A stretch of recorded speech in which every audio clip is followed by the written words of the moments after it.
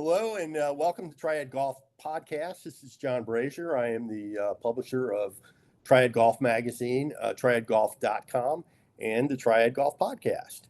And my guest today is Alan Blondin, who is a longtime golf writer in Myrtle Beach and now works for On the Green Magazine in Myrtle Beach, which you can read online and find out all about what's going on in Myrtle Beach golf. And that's kind of the time of the season we're in right now is the big peak season in Myrtle Beach, and thought it'd be good to catch up with what's going on there.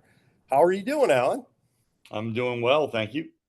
Yeah, well, I appreciate you being here. And first of all, you've got a tournament coming on in a couple weeks in Myrtle Beach. PGA Tour's making its second trip to the Myrtle Beach Classic, which has a sponsor, I guess, an airplane sponsor. Is that correct? Yeah, so One Flight International was added about 3 months ago, I think, is when they came on. And it should be a great addition. Honestly, the Chamber of Commerce is the entity that put up most of the money to get the tournament to come to Myrtle Beach in the first place, and of course, that's probably a limited engagement for them. With having to get the approval of its members and all every year. So they've got a 4-year contract, and One Flight International coming on probably gives the event more of a chance of longevity and continuing after the 4 years. And the owner of One Flight, in interviews here in Myrtle Beach, has expressed his desire to continue the event after the 4 years, hoping to possibly make it a standalone event, as it's a dual field event at the moment. And he's got some grandiose plans for the tournament that we can talk about a little bit. Okay, well, let's do that. And first, I just want to thank our sponsors here at Triad Golf Magazine, Brian Donnelly Development, McConnell Golf, Lexington Golf Club, Jamestown Park Golf Course, Premierland Resort, and Reynolds Park Golf Course. They help sponsor us, bring this show to you, and also help with the magazine and our website, triadgolf.com. Alan, what's new in Myrtle Beach? This is the peak period, and it's kind of fun to have a tournament being played in the spring. I know the same thing's going on with the Heritage in Hilton Head as we talk. To be right in the peak season to have the PGA Tour come in. Yeah, the golf courses try to be at their best this time of year, so it kind of makes sense in the middle of the season. And of course, the Dunes Club is it's almost entirely private now. It's become more and more private after COVID. Most private golf courses did real well with memberships, and Dunes Club was the same. So it's almost entirely private. They still have some outside play, but they do accept some very little outside play. It's mostly members only. I have seen it on list, but it goes for more than $300. So it's a pretty expensive, pretty exclusive tee time. So yeah, you can play it, and I would say that it's still probably the gold standard in Myrtle Beach. It's the course that if people think of one course in Myrtle Beach, it's probably the Dunes Club. Yeah, there might be a few, but the Dunes Club is for sure. It's been there since the 50s, and actually, when was the Dunes Club built? 52, I think. 48. Yeah, 48. Yeah. 48. Yeah. That's right. So yeah, it's been there as long as anyone except for Pine Lakes, and you might throw Caledonia in there based on the accolades that's received. But yeah, the Dunes Club is always one of the standards in Myrtle. And you mentioned the $300 price tag. I mean, yeah, they've basically taken advantage of being the host of a PGA Tour event to elevate their prestige and elevate their price along with it. So yeah, if you want to play the Dunes Club now, you're going to pay for it. Yeah. Well, you might see some alligators, but you can see some alligators at some other courses down there. Mm-hmm. What else is anything else going on? Different news down there that you can tell us about? Yeah, well, we can mention the One Flight. We can talk a little bit about that PGA Tour event and what that sponsor might mean. So, first of all, the first order of business for the new owner, for the owner of One Flight, is to bring celebrities down to the pro-am on Wednesday, the primary pro-am on Wednesday. So he claims that he has committed um, Anthony Anderson, Kevin Costner, Kurt Russell, at least those guys and then there's supposedly some others as well, but they're all partners with him. They all fly with him, and he's supposedly leveraging that relationship to bring these guys to Myrtle. So supposedly on that Wednesday, which would be May 7th, for that pro-am, a host of celebrities, including some A-list movie stars, are supposedly going to be playing at the Dunes Club in the pro-am with some amateurs. I saw the latest list, and one person that I like, I don't know if everybody knows who he is. It's their Rob Riggle. Comedian who's been in a lot of movies. I think people might remember him from The Hangover. I know he was in that movie. Yeah. So he's a former Marine and a pretty funny guy. He was added since the last list I had seen. But and do you still have the social influencers playing? Yeah, well, they did their Q. It's called the Q, the qualifier. So there were eight of the social influencers slash creators that participated in the Q, along with along with eight what they say are aspiring PGA Tour players. A handful of them are juniors at the moment. So, but yeah, there was a group of 16. They all played in a qualifier on, I think it was March 3rd, and that will be televised on YouTube. The highlight show for that, and they'll expose the winner at that juncture, and that's on May 5th on YouTube. They're going to be it's the same thing they did last year. They got over 1 million views with that video. The Q actually won an award from the PGA Tour, basically for creativity, like a creativity award from the PGA Tour. So they were happy with it. They're happy with the amount of exposure it received, and so they came back with it this year, and we'll find out who advanced from that on May 5th, apparently.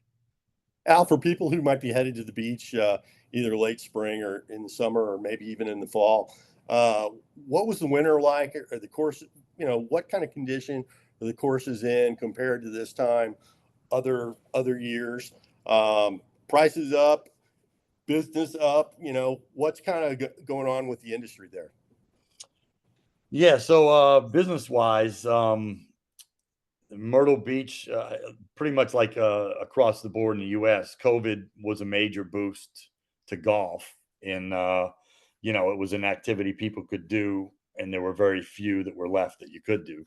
And of course, in the Carolinas, neither governor shut down golf for even a day. So golf was always available in both of the Carolinas, and Myrtle Beach benefited from that.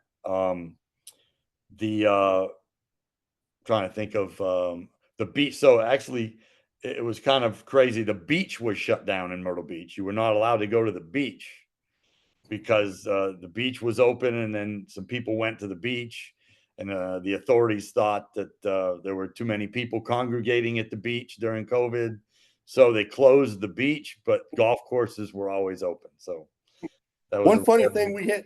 One funny thing we had here, golf courses were open here in the Triad as well. One golf course owner had a picture of like a gorilla or a monster, and he put a mask on him, as you drove by. So, so people had fun with COVID, and you had. I think for a while we had people. You had to ride in your own cart. Did they have that in Myrtle Beach? Couldn't Yeah, share?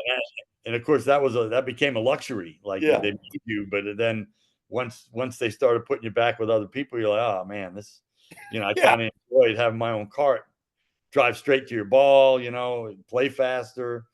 But yeah, yeah. so Myrtle has benefited from all that, just like most of the country. But of course, being a golf mecca that it is, it's benefited a little more. So rounds, I write every year about. I do a comparison in January of the past year and how rounds work and compared to previous years. So you kind of have to you kind of throw out the year 2000 because it's not really comparable to anything. So you look back at 2019 and move from there. So You meant 2000, 2020 you throw out, right? well, 2020 is what I mean. I'm sorry. Yeah. That's okay. Yeah. I don't think the other year. Yeah. It's a little past that now. Yeah. But yeah, 2020 you throw out. So you look back at 2019. So 2021 was up, I think, double digits over 2019 percentage wise of rounds played in Myrtle Beach. And then 22, 23, 24 were all increases.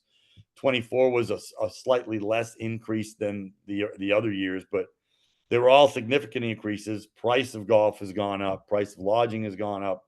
So you add the increased rounds and you add the increased pay and rates. So golf was thriving. It has for the last 4 or 5 years. Now we have reports. I've spoken to some people in the industry, in the package, on the package side mainly, and I think rounds may be down. They're talking about maybe 8 to 10% in Myrtle this year. What's on the books, what's been played, and what's on the books. So there was going to be at least a leveling out, and it might be at this point a regression a bit, based on you can only thrive and continue to add percentages every year for so long, and at some point it has to level out. So I think 2025 might be the year things level out, and we'll see what the progression is from here on out. But yeah, golf courses. January was terrible as far as we had a snowstorm, 5 inches of snow, and when Weather it was terrible here too. it was 30 degrees. So, they got off to a bad start as far as play, and obviously those conditions don't help future golf course conditions as they move forward. But most courses here overseed still. So there are reports of a few courses that are struggling with green conditions, but we have about 80, and 90 some odd percent of those are all in good shape. So Alan, we've seen down in the Aiken area in South Carolina, they've built a couple courses, and I think they're basically private, and some of them at least are trying to go for a national membership. But Myrtle Beach went through a huge growth spurt from like the 60s all the way until 9/11. Is there any talk of a lot of courses have closed since 9/11 in Myrtle Beach? Is there any talk about anybody building anymore? no, not really at all.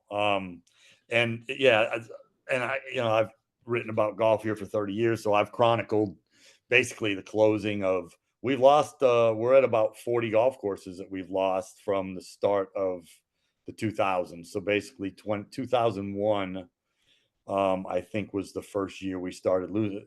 We still had, I think, 2001 we had about 8 courses open, and since 2001, we've had only 2 essentially open. It was well, maybe 3, I guess, if you count. So you've got Leopard's Chase in Ocean Isle in Sunset Beach at Ocean Ridge Plantation. That opened in, I think, around 06. The Members Club at Grand Dunes opened somewhere around 2008 or so. That's a private club, however. And the only other one that would have opened in that time is basically Seagull in Pawleys Island was rebuilt into what's now Founders Club at Pawleys Island. So you can consider that a new course. It was on an old golf course, but it was kind of a redo. So that's all that's open since 2001. And prior to that, we had, it's a stretch of about 25 straight years, I believe, is when we had a course opening at least one for 25 straight years. Yeah. And some of those years it was 7 or 8. I mean, it was a crazy time, and really that the market got overbuilt. I mean, with all golf courses. So it's gone. At one point we got to about 120, and that's if you go all the way from Georgetown, South Carolina, up to about Southport, North Carolina, which, all of those can be considered part of the Grand Strand. We've lost about 40. There was a big, we lost 20 between 2005 and 2007 when there was a big housing boom. That's kind of what dictates when courses close, honestly, is when housing is doing well, that property now becomes valuable to a home builder. And those are the people that usually go after the golf courses, and offer decent amount of money to buy them and close them and build residential and or commercial development. So that's we're back into the housing being at a peak, and that's why we've again lost. We probably lost 6 or 7 courses, I'd say, over the last 4 years or so. So if I'm going to come to Myrtle Beach on a weekend in the near future, is it going to be hard for me to get on a golf course? Am I going to have to pay top dollar? Or tell me about what you do. I mean, you put together packages for people as well. Yeah, yeah. So I wrote for the Sun News newspaper for almost 30 years, 29 years. Once I left them, I took over On the Green magazine and made that a up-to-date daily Myrtle Beach golf news website. So there's always constantly new news that's being published on that. And the company that owns, the person who owns On the Green, also owns a package company. So I also, as part of my duties, sell golf packages as well. Yeah. So the spring is still what the spring is. It's, if you're trying to get a morning tee time in April, if you're lucky enough to find a tee time, it's going to be a peak price, and Yeah. and once you get through, and that's going to be similar in May, although the price will go down in May, but the times are still at a peak. You can still get times, but you may have to play early afternoon, or those peak times are hard to get really through May. And then once June hits, we're back to, golf courses are going to lower their prices. The tee times will be more available. It, the amount of people that have moved here and are moving here, though, has made golf more of a year-round busy Right. business. The locals play during the off season. Yeah, and Heavily. there's way more locals here that play golf than there were 10 or 15 years ago, because there's just that many more people that keep moving here. As the golf courses close and they build residents, the people move in, and then they play the existing golf courses that are still here. So, it's all tied together, really. Yeah, we've got a bad relationship going there. We're building more houses, we're getting more people and less golf courses. Yeah, So yeah, we're creating some demand there. yeah. And the golf Increasing. courses, the golf courses are all about that, because the ones that are still here, Yeah, they're going to benefit from all that. So, sure. but there is no talk. I have not heard a word about another golf course being built. Like, it's, Yeah. and if it were, I would assume it would be somewhere western Horry County. The land on the anywhere toward the ocean has just become a lot more cluttered and a lot more valuable, and it's unlikely somebody would take a prime piece of real estate at this point and build a golf course. If anybody builds one, I'm assuming it will be out toward the western part of the county. Yeah. But And no Brunswick County is by far the fastest growing county in North Carolina, by the way. Mm-hmm. And you know how Wilmington has taken off. And between Wilmington and Myrtle Beach, there are several golf courses. And I don't know if there's any room. I'm sure there's room inland in Brunswick County. But yeah, a lot of people here, actually, that's where they vacation, is Brunswick, which, because it's, in state. So, yeah, it's crazy. And, I lived there in the 90s, and I thought it was getting crowded then. And yeah, it's totally different. All the road, there are ways to get around. I'm still waiting for them to continue 31 all the way to Georgetown. I hope that's going to happen soon, Alan. Because that, and it's supposed to continue farther north as well. That's part of the plan also. So, well, going south is pretty hard sometimes. Yeah, yeah. I mean, so. you're going anywhere in Myrtle Beach anymore. Yeah. I've told this story many times, but when I first moved here in 1993, for the first 2 winters, 17 bypassed the main road north and south. 17 bypassed the main road that goes north and south, was blinking yellow lights for the first 2 winters that I lived here. So you could drive from Little River to Georgetown and never stop for about 4 or 5 months. See, I tell people that there were maybe I tell people there were maybe 2 or 3 lights between 501 and 17 and Restaurant Row for people who travel there. And now it's just like stoplight to stoplight. Yeah. Yeah. No, it's pretty crowded. It's unfortunate, and it is what it is. Yeah. I'm late for a lot of things now because No, you're late? I am. Yeah. Believe it or not. Later than normal. I was telling our producer, Adam, about the story about 20 or 30 years ago. You and I were playing at Arcadian Shores with some friends, and you were slightly late, and we're on the 3rd hole, and up comes your car, and you just pulled up, parked your car on the side of the road, and joined us. You're still the only person who's ever done that in a group with me, Al. Yeah, Congratulations. it's the best way to do it. That's right. You don't waste any time. That's right. I think, and I guess we took you back, to your car, so it worked. It worked fine. Yeah. Something else I was going to talk about with Myrtle Beach and all. Wes and George Bryan are Columbia natives. They went to the University of South Carolina. They played here at the Wyndham Championship, and they played in the tournament there in Myrtle Beach. And Wes has been he's a conditional member of the PGA Tour. He won in Hilton Head, Yeah. in 2017, and he's conditional now, so he doesn't have a card, but he's very popular as a sponsors exemption, I'm sure, because of his YouTube following and all that. He played in an LIV scramble exhibition a couple weeks ago, and last night, as we're talking now, he told people that he was suspended by the PGA Tour for taking part in that, and I'm kind of hoping that it's not for the year, because some people have speculated that past suspensions have been for a year, but hopefully, I guess he won't be in Myrtle Beach, because Myrtle Beach is 2 weeks away, but it's we're not getting any closer to an agreement. It doesn't seem like, between the PGA Tour and the LIV Tour. Yeah, I mean, yeah. I mean, they claim that they're cooperating and in talks and this and that, but yeah, then these things happen, and it's clear that they're far apart and they're not friends. And yeah, we're talking about a guy who has conditional status, and you could argue that he needs to make a buck where he can, which isn't really true, because his YouTube channel is booming, and he and his brother have a golf course in Columbia that they opened. But I mean, for somebody else who's just struggling, getting in an event here and there, to say you can't play in an exhibition with a $250,000 purse, I don't know. I think that's pretty tough. Yeah. So, Yeah, I guess the exhibition was officially a live exhibition. I mean, it's an exhibition anyway. yeah, but it's not right. Yeah, Yeah, it's it's not funny. a base. Yeah, And it was. he's the one who got suspended, but his brother actually won the event, playing with Sergio Garcia, which is kind of interesting. But I want what's interesting too is that George, we mentioned that Q qualifier. So George played in the Q qualifier. yeah, Now last year he played in it as well, and when he didn't win, he lost in a playoff actually.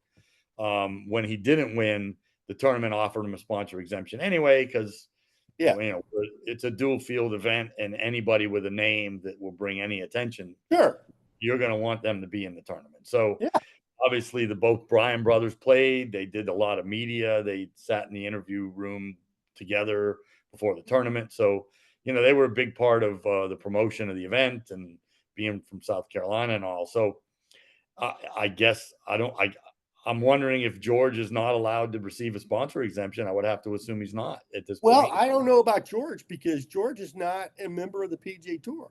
I know, So, but the tour may tell the Myrtle Beach event, hey, yeah, you can't give this guy a sponsor exemption. You just played in the live event.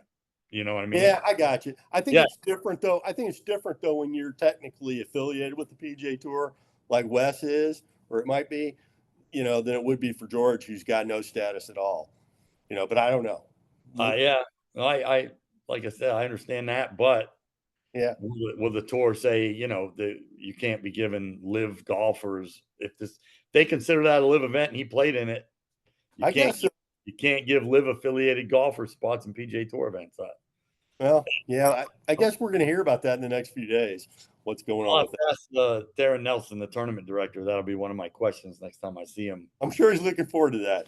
Were you guys given a stipulation that you could or could not invite George Bryan based on him participating in that event? Yeah. So yeah, that's going to be good. What kind of field do you have? I guess your winner from last year went ahead and had a good season, and is he eligible to play in Charlotte, or not Chris, Charlotte, in Philadelphia? yeah, I believe so. Yeah, Chris Gotterup, I believe he's eligible to play up there. So obviously we get what we get is they pick the top 70. The top 70 have the option to play up in Philadelphia for the $20 million purse, and Myrtle Beach has the $4 million purse that gets everyone else. So Yeah. what we get, we'll get what we got last year. Obviously you get all the young guys that are trying to make it, that haven't yet achieved that status. Probably our biggest name last year ended up being, not at the time, but afterward, was Robert McIntyre, who had a good week here, and was in the media center a couple different times based on his play. He had a good week, and then he went on to win twice on the PGA Tour, play on the Ryder Cup team, European Ryder Cup team. He had an amazing end of his year and continuation into this year. Yeah. So he's ranked in the top 20 in the world. Didn't we see him up on the leaderboard for a while last week at Augusta? Yeah. Yeah. He was. He's been, again, he's now eligible for everything there is, and he was in Myrtle last year. So it can be done. The people that come to Myrtle have a chance after this tournament to make a name for themselves in golf. And I think we're up to, I believe it's eight players that played in Myrtle Beach have since won on the PGA Tour. Yeah. And just the whole tournament. Yeah. I think the whole tournament is a great idea.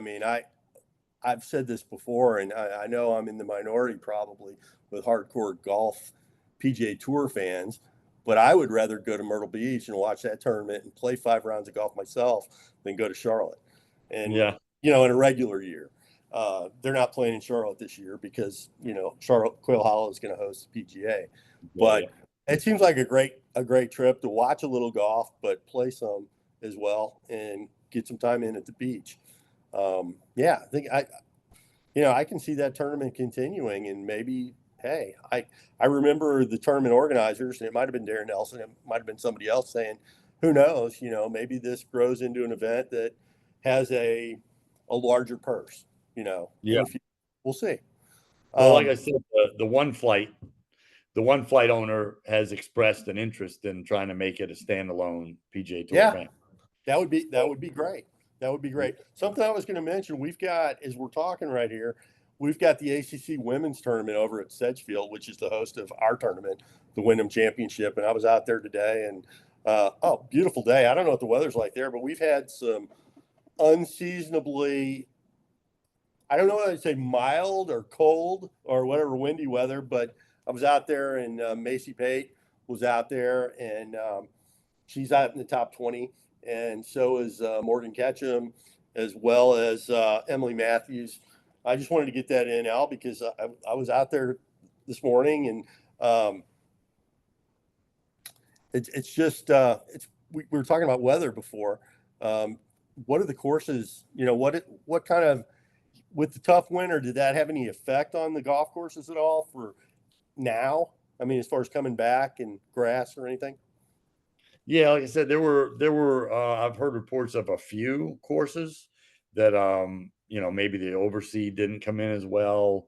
A couple different courses have some green issues, but overwhelmingly the reports are that the golf courses are in good shape. So a few years back there was a cold spell. This was in, I'm having to think, it was around 2018. Yeah, we had that. We call it winter burn here. Winter kill. Yeah, we call it winter kill here. So there was winter kill. A lot of golf courses after that winter had to actually, there were a handful of courses that had to, a lot of them brought in tons of sod to replace damaged greens. Other ones had to close, replace the greens. So that basically spurred these golf course owners to buy green covers. Right. And those were heavily used this winter in January, especially. So courses would willingly shut down for 3 or 4 days when they knew a cold spell was coming, or when a snowstorm was coming, fill, and cover their greens, protect them basically from the weather. And then when it warmed up a little bit, they would pull the covers off. And so, the majority of golf courses have those now and use them readily and heavily this winter. So I think that probably played a big part in saving the conditions. If they just had them out there exposed in 20-something degree weather for 3 or 4 straight days, that could have, caused the real problem coming when the Bermuda was supposed to come back this spring. And that's what I was going to say. If you got bent, and there's a few courses down there that still have bent, 3 down to 3. Okay. If you have Yeah. bent, you don't have to do that, but Yeah. yeah. So go ahead and tell us, what are the three, Alan? Man of War, Wizard, and I think it's Crow Creek that still has bent, Okay. Well, I I believe. asked because 30 or 40 years ago, that was everybody thought they had to have bent so they can charge premium prices because all the northern golfers wanted the bent. And now that they've gone through all these mini verties and Yeah. they've gotten them where they can roll them really fast with Bermuda, Yeah. it's everybody's gone away from that except, a few places. The Um, the proliferation of the ultra dwarf Bermuda grasses is what led everybody away from the bent, and then the summers continue to seem, with global warming, summers go hotter and hotter, so that bent really gets stressed out in, say, July and August, and sometimes it doesn't fully recover. So that that's basically what spurred all these golf courses to switch over. I think Um, I mentioned this, Al, but we're here at Triad Golf Magazine, our print issue.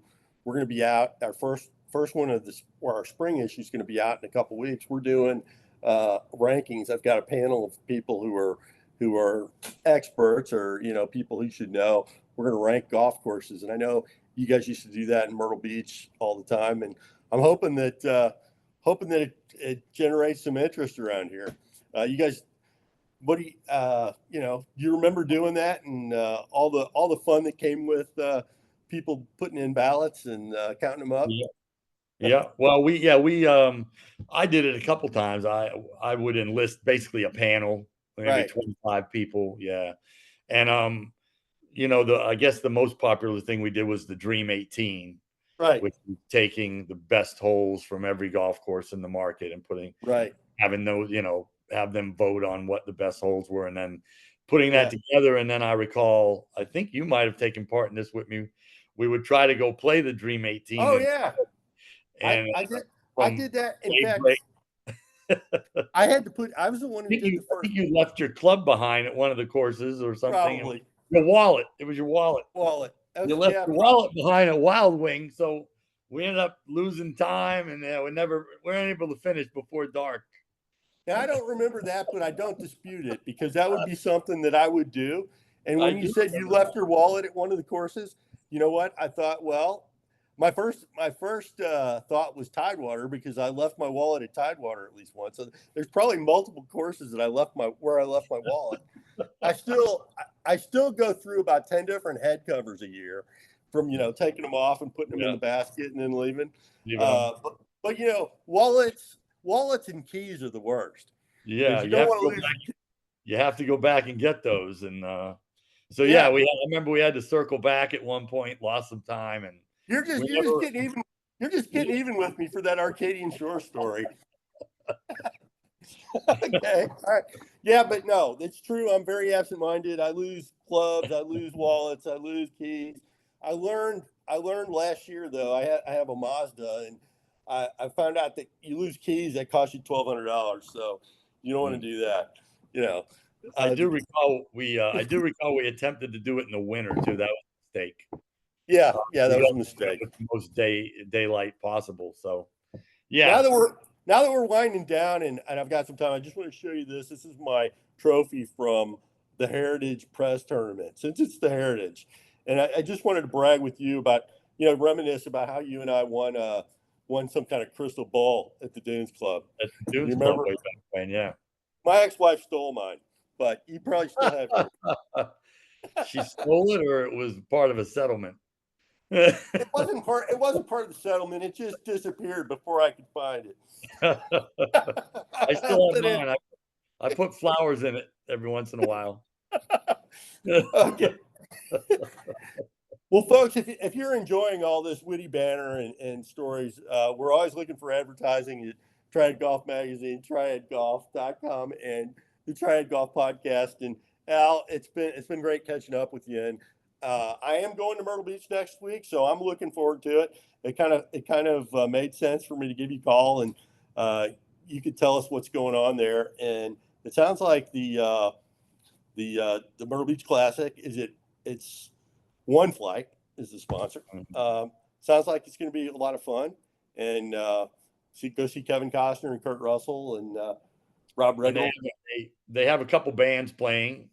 Chairman Yeah. of the board on Thursday, and Tyler, one half of Georgia Florida line is also. That's Tyler. right. I remember I've written about that on our line, and I just think that what I would love to do, Alan, is come down there and see you dance to Chairman of the Board at Fat Harold's.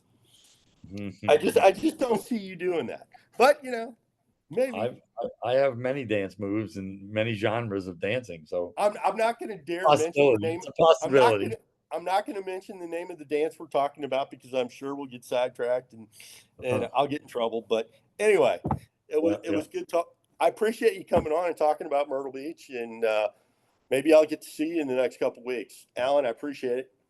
Thank you. All right, John. Thanks for having me on.